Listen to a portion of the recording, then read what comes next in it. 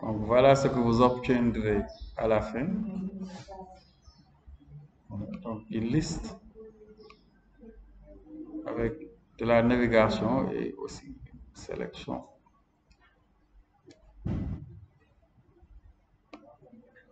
OK. Donc add icons.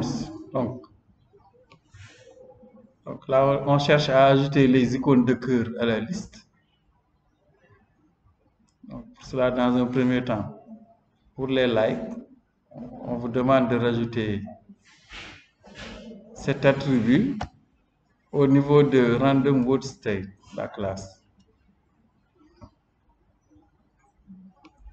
Random word state. Bon, je vais enlever la parce que tout à l'heure, il me semble que des couleurs vont être ajoutées. Donc, dans la classe random word state, on vous demande de rajouter. Après là, voilà, de rajouter cet attribut saved qui est une collection de type set, donc avec des éléments de type word pair. Donc la différence entre un set et une liste, c'est que dans un set, vous ne pouvez pas avoir de doublons. Mais dans une liste, vous pouvez avoir des doublons. Ensuite, dans la méthode buildRow, voilà, donc on vous demande de rajouter cet attribut already saved. Et là, on teste est-ce que la collection saved contient, voilà, le word pair qui est passé en paramètre seulement. Donc là aussi, on descend dans buildRow.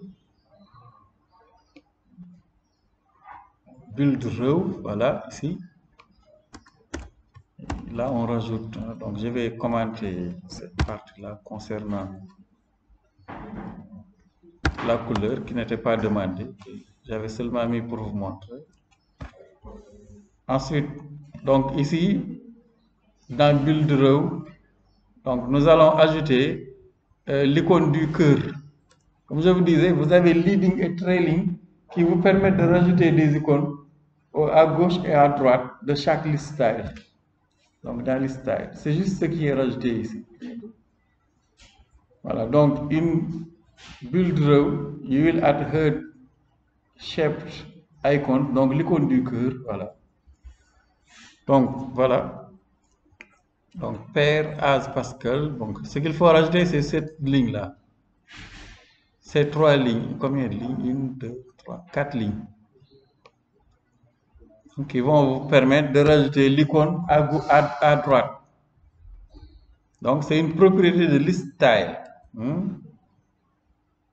Donc tout juste après le texte, là vous rajoutez ces trois lignes et automatiquement, regardez ici, vous avez des cœurs maintenant. Mais pour le moment, on ne peut pas sélectionner parce qu'il n'y a pas d'interactivité. Donc, par exemple, dans l'exemple de liste view du coup, moi j'avais rajouté une corbeille qui permettait de supprimer les éléments. Voilà.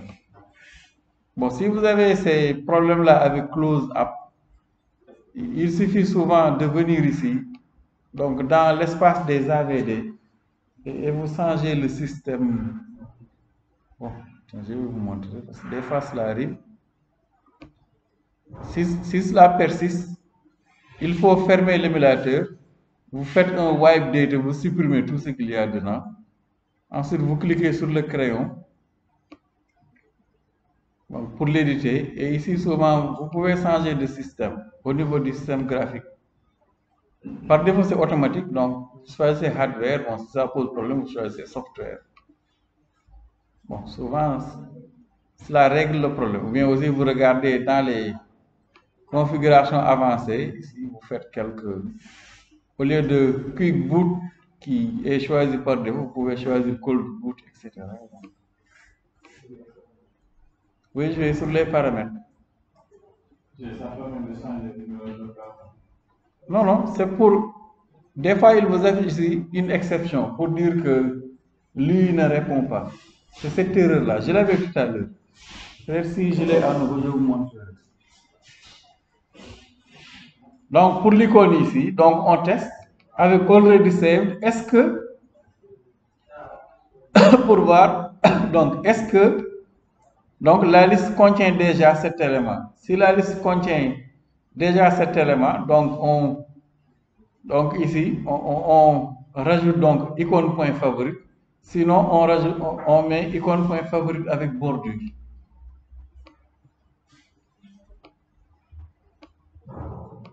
Voilà, c'est uniquement ce que Already Save permet de faire.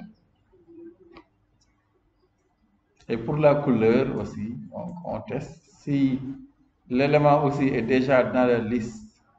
Donc on le colorie en rouge, sinon on ne fait rien. De toute façon ici, étant donné que l'on utilise 7, parce que c'est peu probable. Bon, on va voir.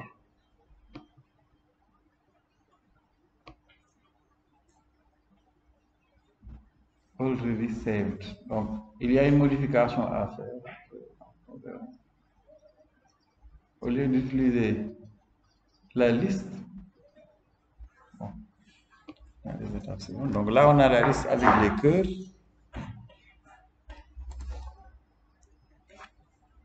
Une fois ceci fait, donc voilà ce que vous aurez. Donc la liste avec des cœurs qui apparaissent. Ensuite, il faut continuer pour ajouter de l'interactivité. Voilà. Donc pour les likes et autres. Donc in this step, you will make the heart icon tapeable. Donc on avait des cœurs, mais les cœurs, il n'y avait aucune interactivité avec les cœurs. Alors, donc là, vous allez simplement rajouter la méthode onTap au niveau du list style et qui va permettre donc de changer, voilà, de rajouter de l'interactivité. Voilà. Donc quand vous tapez, vous pourrez rajouter de l'interactivité pour avoir un cœur rouge maintenant. Donc là, to do, donc, when the user tap, donc si vous tapez sur la liste, un élément de la liste, donc toggling its favorite state. Donc là, l'état du cœur va changer en rouge ou non rouge. Voilà, pour les likes. Donc, to do that, you will modify build row. Donc, on vous demande de modifier build row. If a word entry has already been added to favorite, voilà, tapping it again, remove it from favorite. Donc, vous avez le set de tout à l'heure qui contenait les favoris. Saved. Et là, on tape. Donc, si on tape, on regarde, est-ce que c'est déjà dans les favoris? Si c'est dans les favoris, on enlève. Si c'est déjà dans les favoris, si ce n'est pas dans les favoris, donc on le rajoute dans le set save, la collection. Donc, si vous rajoutez cette partie, donc nous l'avons aussi dans la liste des personnes générées aléatoirement, mais à la place, nous, on ouvrait une fenêtre qui affichait les informations sur la personne. Donc, ici, dans la liste, c'est cette erreur-là dont je vous parlais. System UI isn't responding. Donc, si vous l'avez, souvent, il faut aller donc, dans les paramètres de l'émulateur. Là-bas, peut-être vous pourrez. Donc, ici, après le trailing, je rajoute le code de OnTap.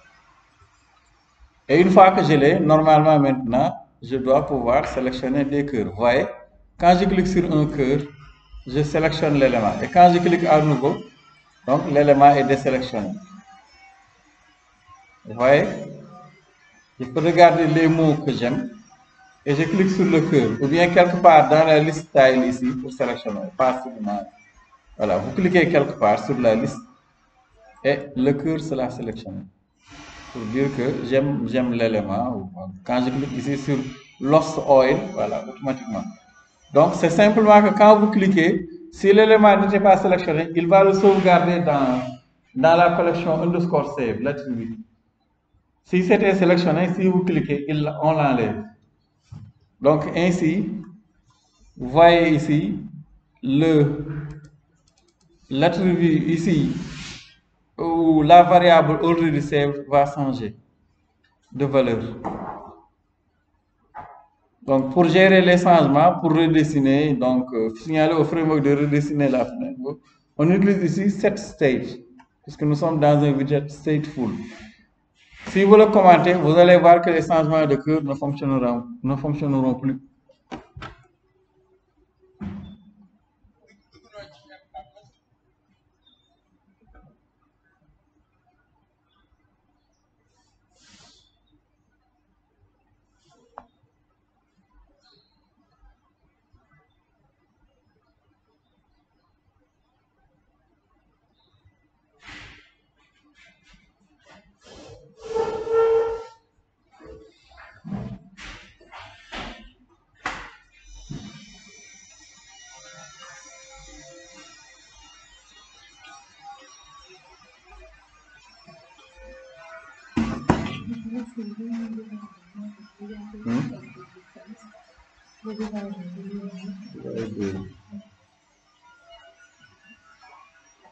Le divider pour lui donner, affecter une équerre.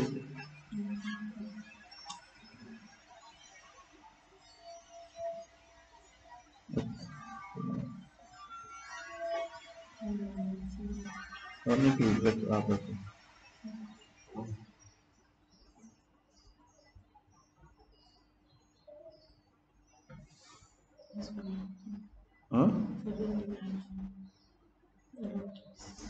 Bon, c'est parce que je ne le vois, je n'ai rien vu ici de ça. Je vais regarder. Donc, voilà pour cette étape où là, on peut maintenant sélectionner. On peut faire des sélections.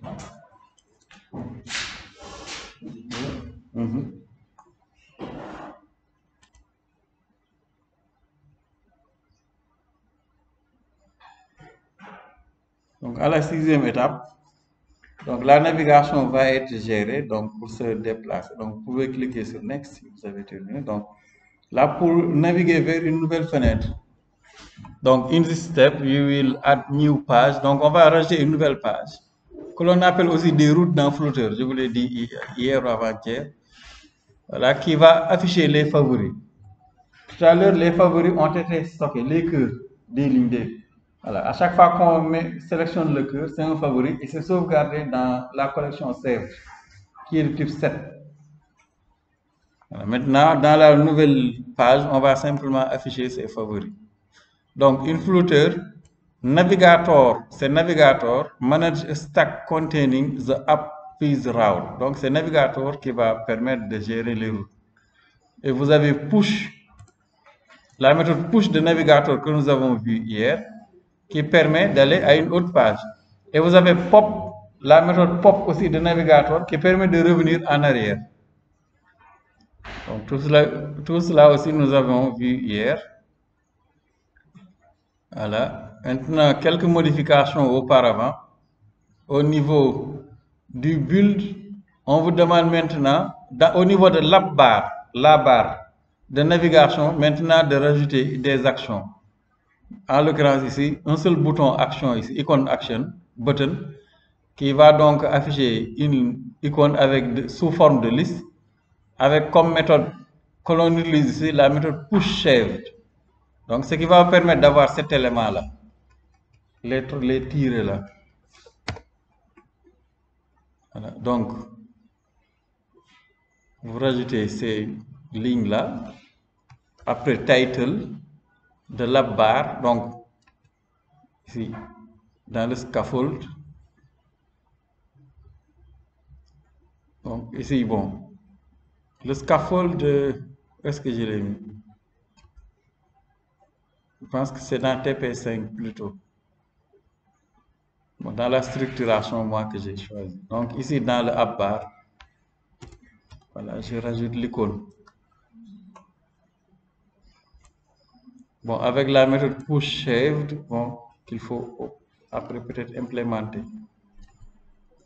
Bon, les structures des fichiers seront différentes.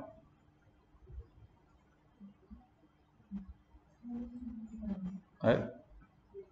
Et là, le fait que j'ai choisi de mettre le scaffold ici va me revenir Parce que là, je n'aurai pas une vue sur la collection saved. Il ne faut pas que je modifie la philosophie de liste. Bon, je peux le récupérer ici. Mon problème, étant donné que j'ai modifié la structure. Bon, si vous le suivez, vous aurez accès à save. Mais moi, puisque save est dans une autre classe, je vais voir peut-être comment mettre un getter. Bon.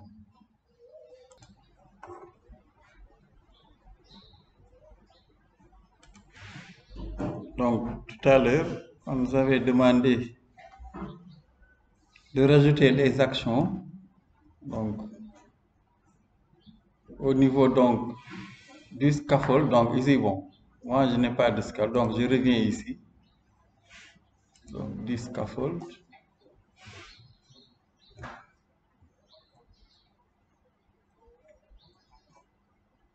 Okay. Ensuite, vous avez la méthode push save. Donc, on vous demande d'implémenter avec navigator.push qui va permettre voilà, d'aller dans une autre fenêtre avec donc avec la collection saved.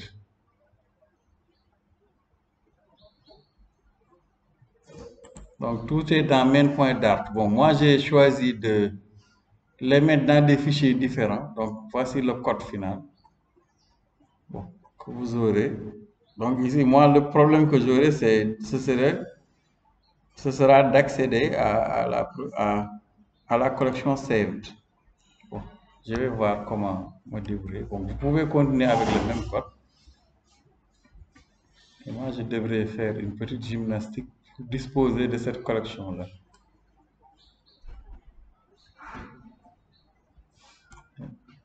Donc, je copie le code de la méthode push saved que je dois utiliser ici.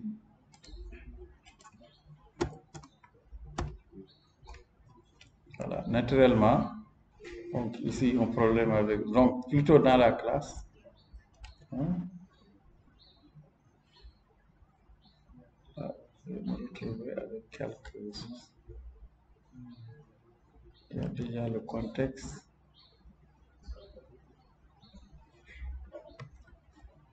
À moins que. Oui, oui, je pense que je vais ramener le scaffold ici, au niveau de random start. Comme ça va m'éviter d'avoir des problèmes.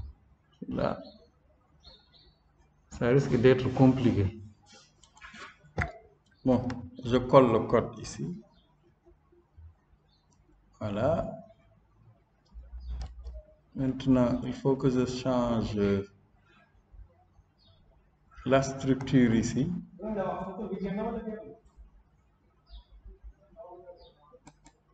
Donc, build suggestion, c'est où encore? Je l'ai appelé random. Random word stage. Random word stage build suggestion. Okay. Random word. Random word.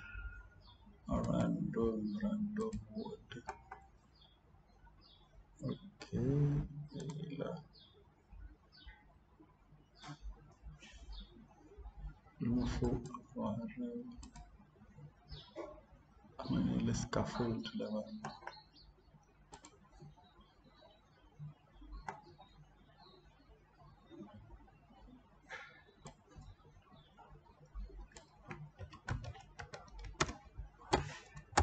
Le scaffold. Body. Okay. Donc ici, pour changer, je retourne random word directement.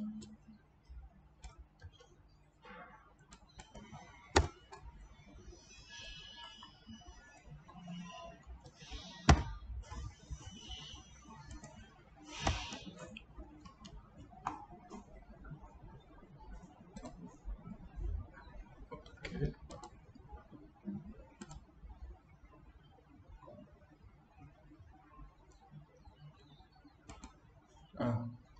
calculate ferment.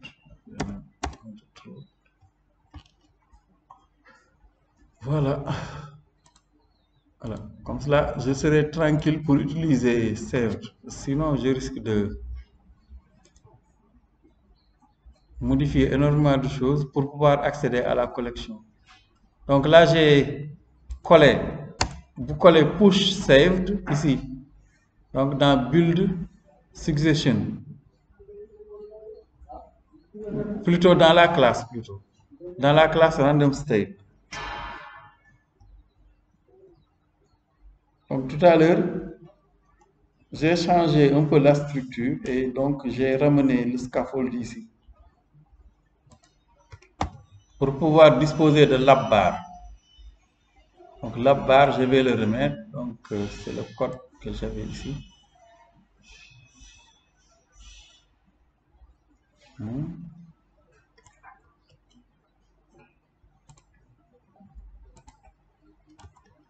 Donc abbar. Sinon aussi, je copie le même code ici que j'avais commenté, que je vais remplacer là-bas.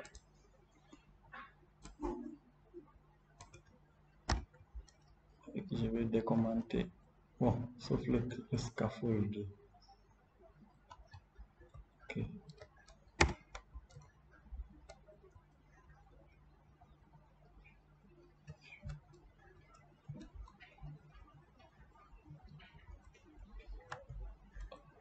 Ok. Le body, le scaffold. Qu'est-ce que j'ai fait encore? Ok.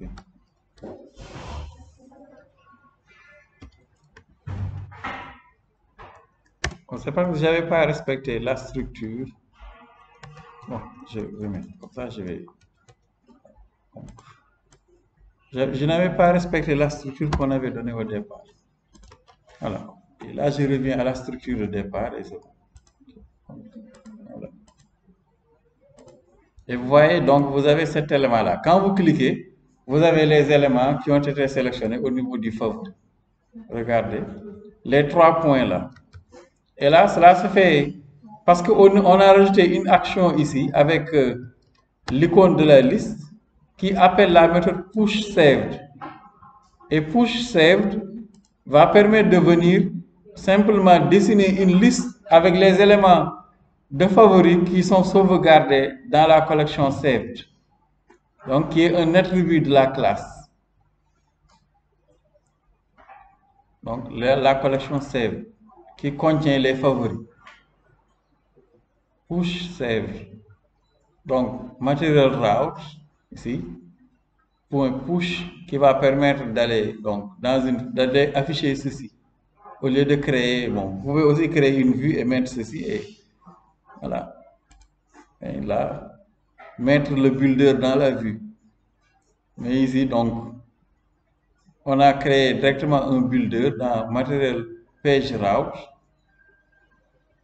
avec le titre qui affiche le texte as Pascal Case faire et le style. Ensuite, un divider pour séparer les éléments.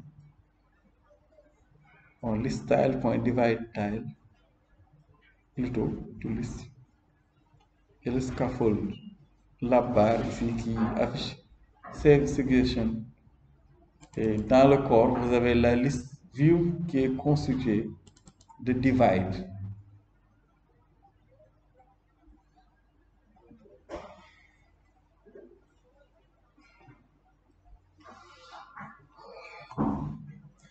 Voilà.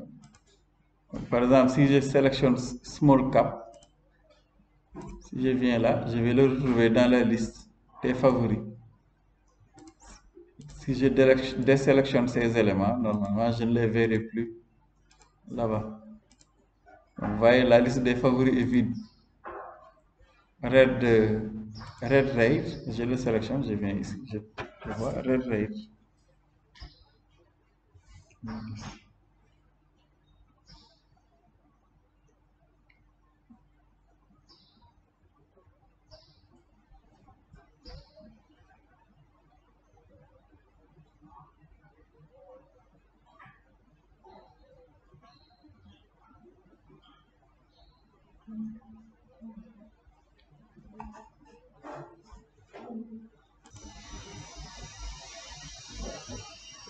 Donc la dernière partie 7 ici, c'est pour changer le thème. Vous voyez, le thème a changé ici. Vous avez de l'ombrage en bas de la barre de titre, bon, qui apparaît mieux avec, au lieu d'avoir une couleur bleue, vous avez la couleur blanche, voilà, etc. Donc pour cela, donc pour changer le thème, donc on utilise thème date que nous avons déjà vu. Et ici, on a simplement redéfini donc la couleur primaire, primary color, comme étant la couleur blanche. C'est pourquoi vous n'avez plus la couleur bleuâtre. Donc vous pouvez aussi faire d'autres modifications ou affecter d'autres couleurs. Donc là, on sélectionne thème date. Vous pouvez l'appliquer globalement en venant dans Material App. Donc dans la fonction main, comme nous l'avions fait hier, là, dans Material App, on colle la même chose. Et dès que vous sauvegardez ici, donc, si cela ne s'applique pas, vous rechargez l'application.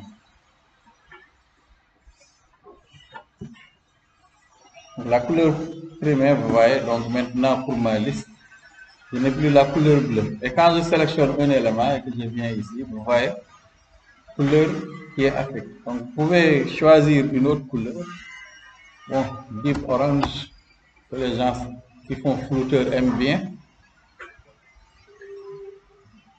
Là, vous rechargez l'application éventuellement. Voilà, vous voyez maintenant le thème change. Voilà.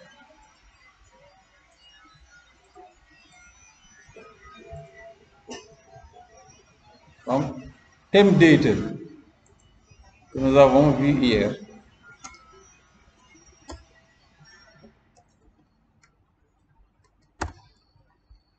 Donc, vous pouvez donc, jouer sur plusieurs thèmes. Voilà. Donc, les utiliser.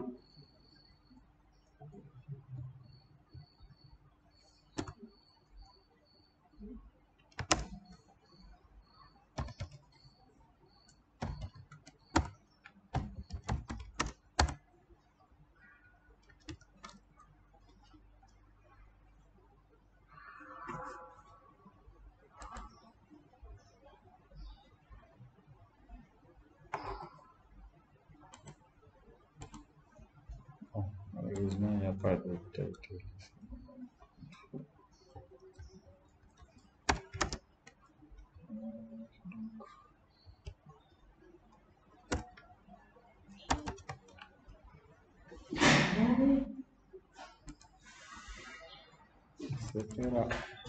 C'est plus. Ah, donc pour le texte 1, c'est bon. Là, je mets 50. Donc, si c'est trop grand, il faut réexécuter.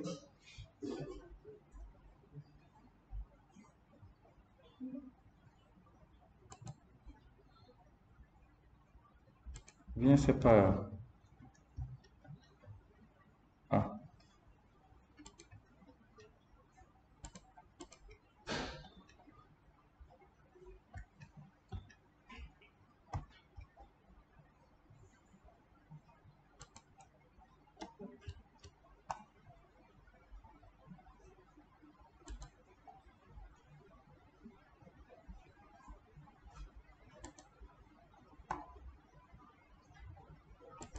Bon. Ok, donc j'ai cette taille-là. Si j'applique title, la taille n'augmente pas. Et tout à l'heure, c'était quoi? Qu'est-ce que j'ai vu? Body. Texte. Bon. 35. Je vais voir est-ce que la taille de l'écriture change. J'ai l'impression que la taille a augmenté. Bien, c'est moi qui veux voir une augmentation de taille d'écriture.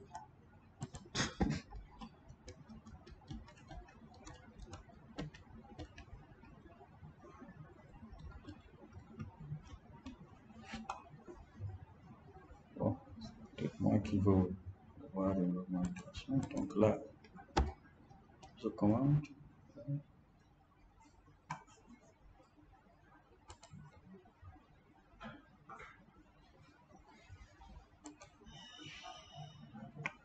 Il y a un changement, mais je ne sais pas quoi c'est. OK.